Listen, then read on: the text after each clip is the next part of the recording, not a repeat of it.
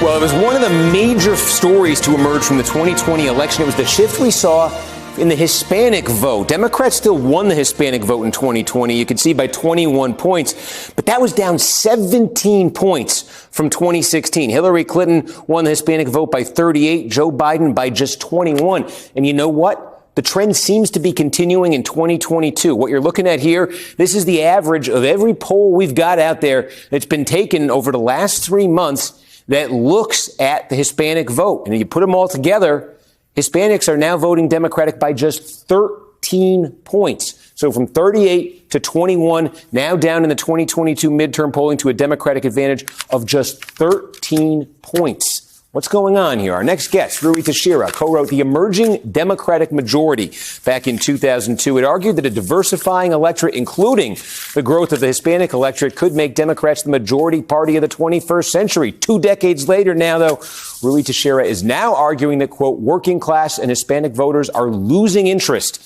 in the party of abortion, gun control, and the January 6th hearings. And Ruy Teixeira joins us now. Thank you, Ruy, for joining us. It's interesting. I feel like I've been hearing for years, maybe even decades, that there were certain issues that Republicans could offer sort of as a bridge to Hispanic voters. There was potential for Republicans with Hispanic voters. And yet it really seems that it was during Donald Trump's presidency that we started to see this significant movement that's continuing now. Why did it start now? Well, that's a good question. And I think a lot of Democrats are asking themselves exactly that question. I mean, it seems almost hard to believe, right? I mean, Donald Trump, the guy who said the things he did about immigrants and was, borderline or actually racist in a lot of ways, at least in his pronouncements. I think a lot of Democrats assume that should send Hispanics hurtling in the Democrats' direction. So they wouldn't carry them by 38 points, as Clinton did in 2016, but rather by 45 points. In fact, as you pointed out, Steve, exactly the reverse happened. There was a very, very large drop in the Democratic advantage among Hispanics. It was true nationally. It was true in almost all states. And we see moving into the 2022 election that it's probably getting worse. Some polls have Hispanics basically just tied between Republicans and Democrats in the generic congressional.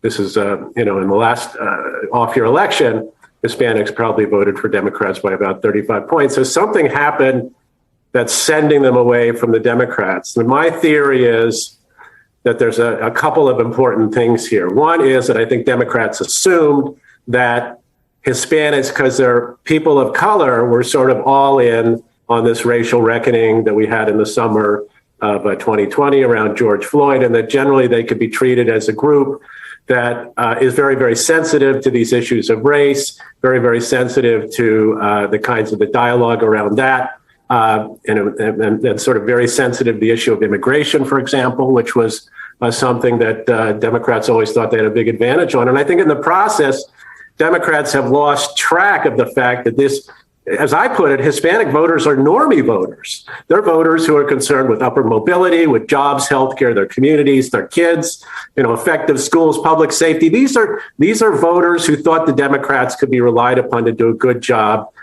in those respects, and who could be counted on, even if they're more liberal in the other party, not to be so liberal that it would turn off people whose values were significantly more conservative than where Democrats seem to be coming from. And all of that got lost, I think, in the transition from 2016 to 2020, and where we see the Democrats going today, where they become far, far more socially liberal on a whole variety of issues, which do not, in fact, comport well with the median Hispanic voter, especially the median working class Hispanic voter. Because if you look at the data, that's clearly where they're losing most of their support among working class Hispanics.